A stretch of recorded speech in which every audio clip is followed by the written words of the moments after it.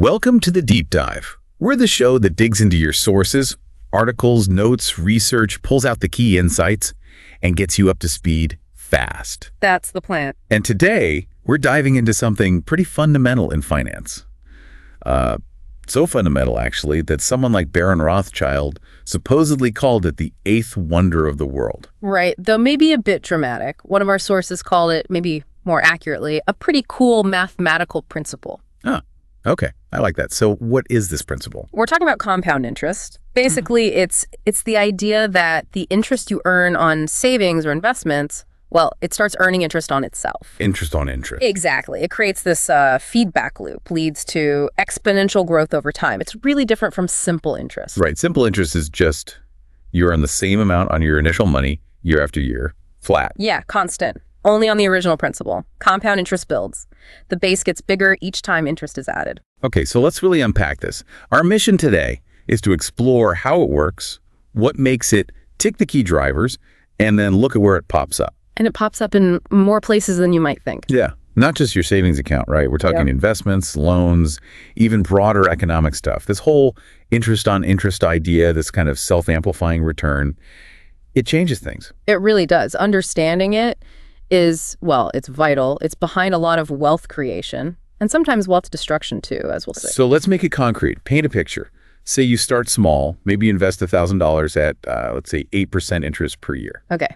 Year one, straightforward, 8% of $1,000 is $80. Right. So you end the year with $1,080. Yep. Now here's where that pretty cool mathematical principle starts working. Year two. And let's make it a bit more realistic. Maybe you're adding money too. Let's say you add another $1,000 at the start of year two. Okay, good point. So now you've got the $1,080 from year one plus your new $1,000. That's $2,080 starting principal for year two. And you earned 8% on that whole amount. Exactly. 8% of $2,080. That comes out to $166.40 in interest for year two. Wow. Okay, so that's more than double the $80 from year one. Your total is now $2,246.40. See, it's already starting to pick up speed. Now, year three, add another $1,000. So start with $2,246.40.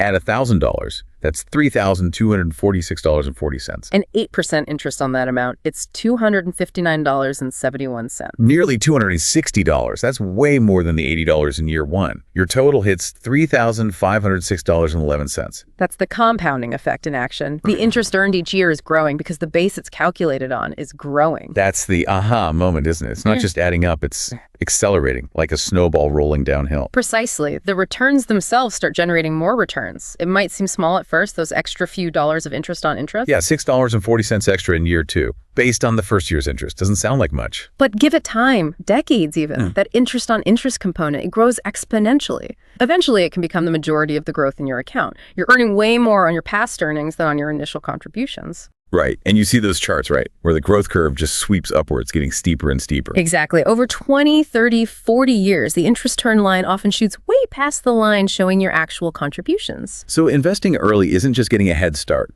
It's maximizing that compounding runway, letting that growth on growth really work its magic. Absolutely. Time is arguably the most powerful ingredient. Not the only one, right? What else really drives this? The interest rate itself is huge. Even small differences in the rate, they have a surprisingly big impact over the long term. How big are we talking? Well, take an example. $100 invested for 25 years. Compare 10% annual compounding versus 12%. Okay, so 12% is only, what, 1.2 times higher than 10%? Right, but the final amount after 25 years. The 12% investment grows to be about 1.63 times larger than the 10% one. Wow. So that extra 2% doesn't just add 2% more. It compounds to way more, like 63% more growth in that case. Exactly. It really shows why even an extra 0.5% or 1% interest rate matters a lot over your investing lifetime. It pays to look for good rates within your risk tolerance, of course. Definitely something to keep in mind. What else? Compounding frequency. How often the interest is calculated and added back into the principal. Like monthly versus annually. Yeah, or quarterly, or even daily in some cases. More frequent compounding means your interest starts earning its own interest sooner. Does it make a noticeable difference? Seems like it would be tiny adjustments. It can be surprisingly significant over time. One source mentioned comparing monthly to annual compounding. After 15 years, the monthly one could be about 10% larger. Just from calculating more often. Yeah. And after 25 years, maybe 16.4% larger. You didn't invest any more money, you just got the interest added back in more frequently. More chances for it to recompound. Huh. It's like a silent booster. Pretty much. Small details, big long-term impact. Okay, so compounding grows your money. But it works the other way too, right? Right. Loans. Absolutely. That brings us to the idea of present value, sometimes called discounting. Discounting. Yeah, it's figuring out what a future amount of money is worth today, taking into account the time value of money and interest rates. The rate you use for this is called the discount rate. So like if I know I'll get $1,000 in 10 years, it's worth less than $1,000 right now. Exactly. Because you could take a smaller amount today, invest it, and have it grow to $1,000 in 10 years, assuming some interest rate. That smaller amount is the present value. You're kind of unwinding the compounding effect back to the present. That's a good way to put it. And the further out the future payment is, the lower its present value today. Our sources note that a payment more than 25 years away might have very little economic value today once you discount it back. Okay, and how does this connect to loans? It's fundamental. There's a core principle. If you take all the payments you're required to make on a loan principal and interest installments, and you calculate the present value of each of those future payments using the loan's interest rate as the discount rate, and then you add up all those present values, they will always equal the original amount you borrowed, the principal. Always. So it perfectly balances out. Perfectly balances out. Take Faye's example from the sources. She borrowed $5,000, 11% compounded quarterly. Made $1,500 payments annually for 3 years, then a final payment. Right. If you discount each of those $1,500 payments and the final payment, $2,104.87, back to the day she took out the loan, using that 11% quarterly compounded rate. They'd add up to exactly $5,000. Exactly $5,000. It shows how the loan structure inherently accounts for the time value of money through compounding and discounting. That's actually really neat. It ensures fairness over time, economically speaking. It does. And this idea is used elsewhere too, like figuring out equivalent payment streams, maybe one single payment today that's economically the same as a series of payments over time. Used in business deals, debt restructuring, things like that. All the time. It's a core tool in finance. Okay, let's shift gears a bit. Where else does compound interest really show up in our daily lives? Personal finance is a big one, right? Especially retirement. Huge. Think about things like RRSPs in Canada registered retirement savings plans.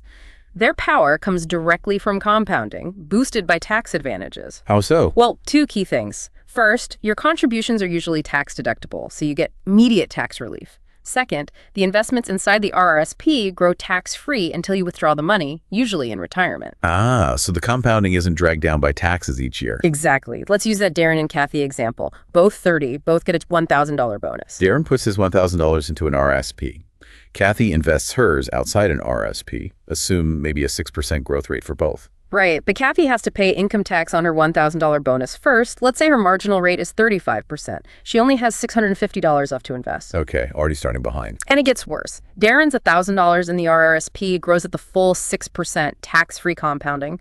Kathy's $650 earns 6%, but she has to pay that 35% tax on the earnings each year. Ouch. So her effective growth rate is much lower. Yeah, 6% minus 35% tax on the interest leaves her with only about 3.9% after-tax growth. So what happens over, say, 30 years? The difference is staggering. Darren's $1,000 grows to over $5,700 inside the RRSP. Wow. Kathy's $650, growing at that lower 3.9% rate, only reaches about $2,050. That's a massive difference, less than half. And even if Darren pays 35% tax when he withdraws his $5,700 in retirement, he still ends up with over $3,700. That's still like 82% more than Kathy got. Incredible. Just from using the tax-advantaged account and letting compounding do its work without the tax drag? It really highlights the power. And the higher your tax rate, the bigger the advantage. The message is clear. Start early. The longer that compounding has to work, especially in a tax-sheltered way, better. Absolutely. And it's the same principle companies use for pension funds. They need decades of compound growth to make sure they can pay retirees down the line. Okay, beyond retirement accounts, what about specific types of investments? How does compounding feature in things like GICs or bonds? Good question. With GICs, guaranteed investment certificates, you're lending money to a bank, basically. They guarantee your principal and a certain interest rate. Compounding happens automatically as interest gets added to your principal periodically. Pretty straightforward. Yeah. Some GICs, like escalator GICs, even have interest rates that go up over time, which can boost the compounding effect later on. What about Canada Savings Bonds, CSBs? Similar idea, lending to the government. They often had variable rates, so your compounding could benefit if rates rose. Plus, they were cashable anytime, though interest for part years was usually simple interest. Okay. And strip bonds. Those sound different. They are interesting. You buy them at a deep discount to their face value. You get no interest payments along the way. None. Nope. You just get the full face value back at maturity, maybe 10, 20, 30 years later. The entire return comes from that difference between your purchase price and the face value. So the compounding is all baked in. Exactly. It's the present value of that single future payment. All the interest on interest is implicitly calculated in that discounted price. Typically uses semi-annual compounding in the calculation. A silent compounder. What about private loans, like promissory notes? Same principles apply. If someone issues a long-term promissory note, its value, if sold before maturity, depends on compounding. You'd calculate its future value at maturity based on the agreed rate, then discount that future value back to the sale date. It really is everywhere in finance. It underpins almost everything involving money over time. But you mentioned earlier, it's not just about money, is it? This formula applies more broadly. Absolutely. The math of compound growth or decay describes anything that changes by a fixed percentage rate over regular periods. Like population growth. Yep. Or decline. Or think about a company whose sales are shrinking by, say, 5% each year. That's compound decay.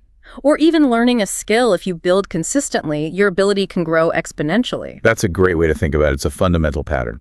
And crucially, it applies to inflation. Inflation erodes your purchasing power. Right. The rising cost of goods and services. Exactly. And it compounds. If prices rise 50% over a period, your money doesn't lose 50% of its value. It actually loses a third, retaining only 2/3 of its purchasing power. It's an inverse relationship governed by these same compounding principles. If your investments don't grow faster than inflation, you're actually losing real wealth over time. A sobering thought. That compounding can work against you if you're not careful. Okay, let's zoom out a bit to the bigger picture. Yeah. The economics of interest rates themselves, what are they fundamentally? Well, in economics, interest rates are often called the price of credit. They also act as the cost of capital for businesses making investments. The price you pay to borrow or the return you get for lending? Essentially, yes. And that price, the nominal interest rate you see quoted, is actually made up of a few key components. Well, there's the real interest rate, which is like the baseline return after accounting for inflation. Then you add expected inflation itself. Lenders need to be compensated for the loss of purchasing power while their money is lent out. Okay, real rate plus inflation. That gets you closer to the nominal rate. Right. But then there's risk, specifically credit risk or default risk, the chance the borrower won't pay back the loan. So riskier borrowers pay higher rates. Generally, yes. That extra bit of interest is called a yield spread. It's the compensation for taking on that extra risk. Think government bonds versus corporate bonds from a newer company. The corporate bond will likely offer a higher rate. That difference is the yield spread. Makes sense. What else influences rates? Opportunity cost is a big one. If a lender gives you money, they can't use it for something else, like another investment. The interest rate has to be attractive enough to make up for that lost opportunity. Okay. And things like the loan term. Yes, the term matters. Longer loans are often seen as riskier because more can go wrong over a longer period, so rates might be higher. Although sometimes it's the other way around, depending on market expectations. And liquidity. How easy it is to sell the asset. That too. If an investment is hard to sell quickly without losing value, less liquid investors usually demand a higher return, a higher interest rate to compensate for tying up their money. Wow, so many factors packed into that single percentage rate. Yeah. Real return, inflation, risk, opportunity cost, time, liquidity. It's complex. And views on interest have changed a lot over time too. Right. You mentioned Aristotle earlier, thinking it was unnatural. Yeah, he saw money as sterile, unable to reproduce itself. Charging interest seemed unjust. That's very different from modern economic ideas like time preference. And preference. It's the idea that people generally prefer to have things now rather than later. So interest can be seen as the payment you receive for delaying your own consumption, for letting someone else use your money now. It's compensation for waiting. That's a fascinating journey from unnatural to a fundamental price reflecting time and risk. It really is. So we've covered a lot of ground today, from the basic math of interest on interest. To how it drives investment growth, shapes loan payments, Shows up in RSPs, GICs, bonds. impacts inflation, and even reflects fundamental economic forces like risk and time preference. That seemingly simple idea, compound interest, it really is woven into the fabric of finance and economics. It truly is. That accelerating power, the way small differences compound over time, it shapes so much. So here's something to think about. Considering that accelerating power of interest on interest, that compounding flywheel, what's one financial habit, or maybe even a non-financial goal, that you could start compounding today, aiming for those really dramatic results down the road? Good question to ponder. Something to think about until our next deep dive.